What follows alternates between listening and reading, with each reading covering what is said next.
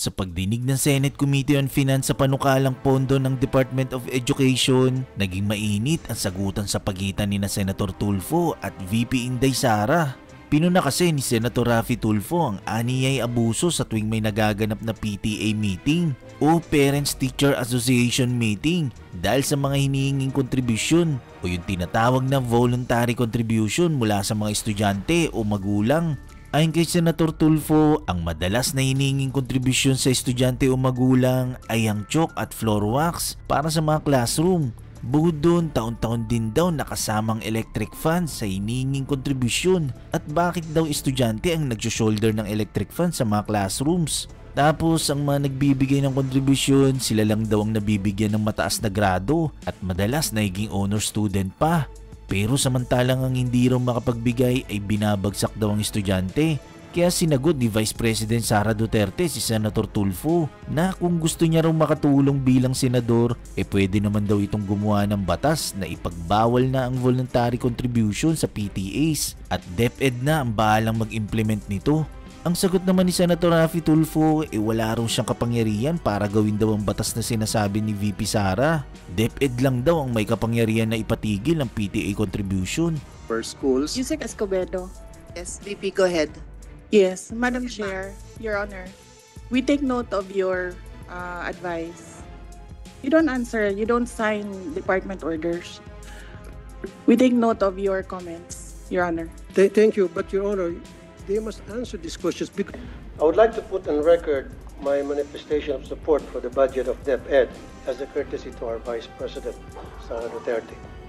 However, I have some few questions and suggestions na kailangan ko pong erase. Kasi if I don't do that, I'll be remiss of my duty as a senator na nilapitan na maraming mga magulang na mag-aaral sa public elementary and high school para ilabas yung kanilang mga hinaing na karamihan sa mga magulang na ito ay mga mahihirap. Tricycle driver, jeepney driver, kasambahay, security guard, vendor, factory worker, pahinante, etc. At karamihan sa kanilang mga hinaing ay pare-pareho lang ang sinasabi. Malaki po ang budget ng DepEd pagdating sa MOOE, 48 billion pesos a year. And yet, every single day, nakakatanggap po ako ng reklamo mula sa mga magulang na mga mahirap natin mag-aaral para sa kontribusyon. At ang eskwelahan ay nagsasabi, through the PTA, Parents Teacher Association, in the guise of voluntary contribution, when in fact it is a required contribution, mandatory contribution para sa chalks, floor wax, pintura, varnish, TV repairs, electric fan, test tube, and laboratory materials. Kasama dyan yung printer. At alam ko po, yan ay napapaloob sa supplies and equipment na meron pong bilyones na budget from DepEd. Isa pa po, or ilan pa po sa mga sinisingil na mga public schools sa mga mag-aaral, mga magulang, ay utility bills.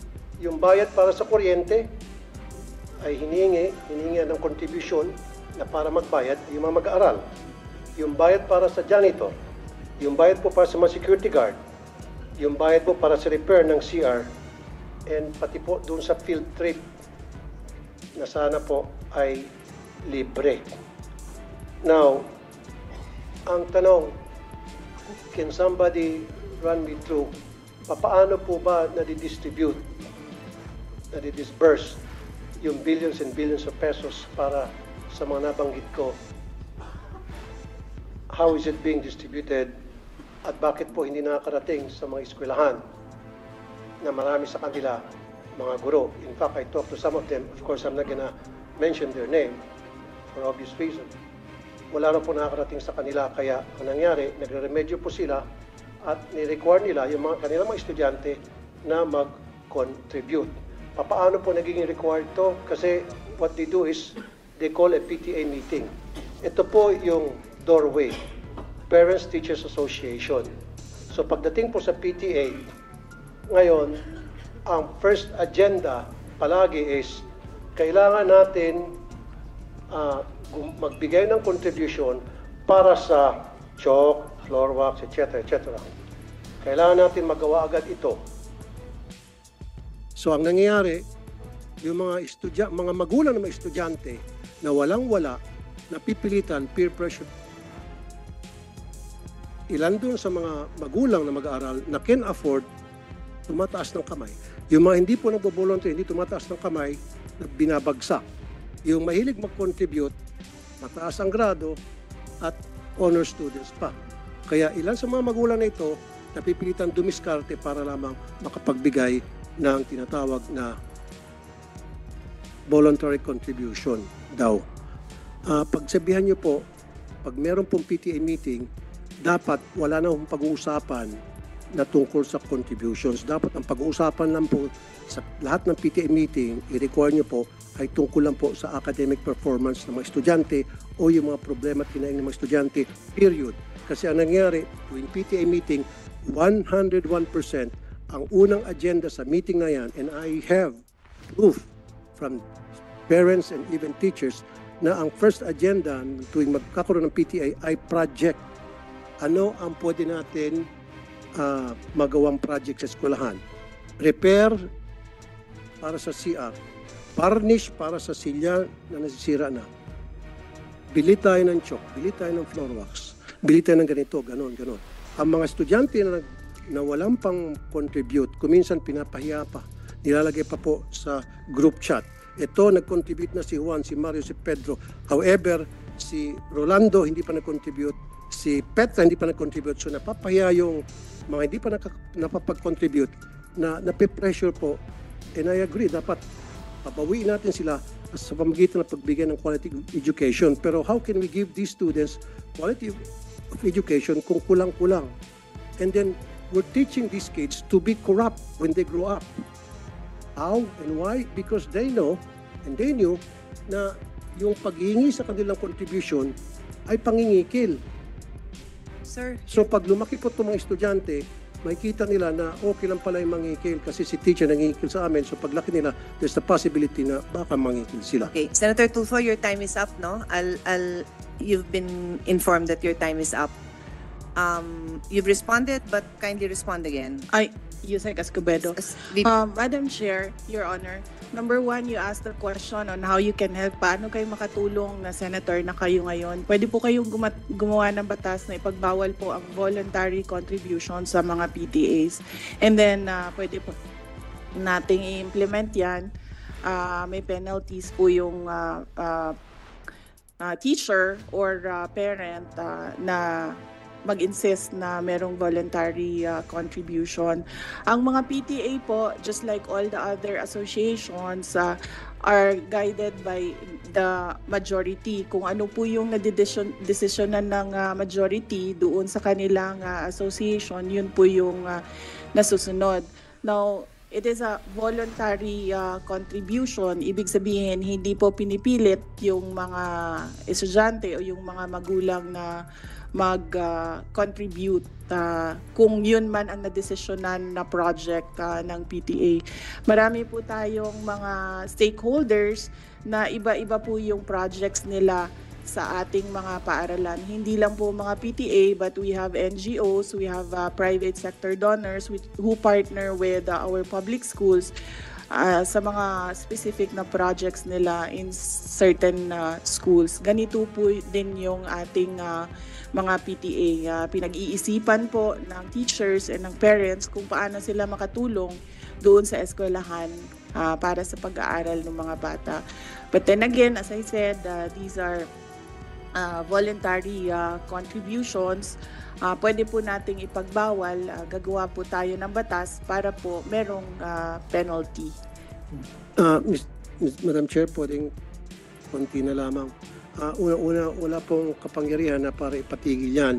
Pero however, meron pong kapangyarihan ng DepEd na para ipatigil po yung tinatawag na voluntary contribution sa PTA. Now, doon sa questions ko, hindi pa ata nasasagot. Pwede ba pakisabi sa akin paano po na-disburse yung pong MOE?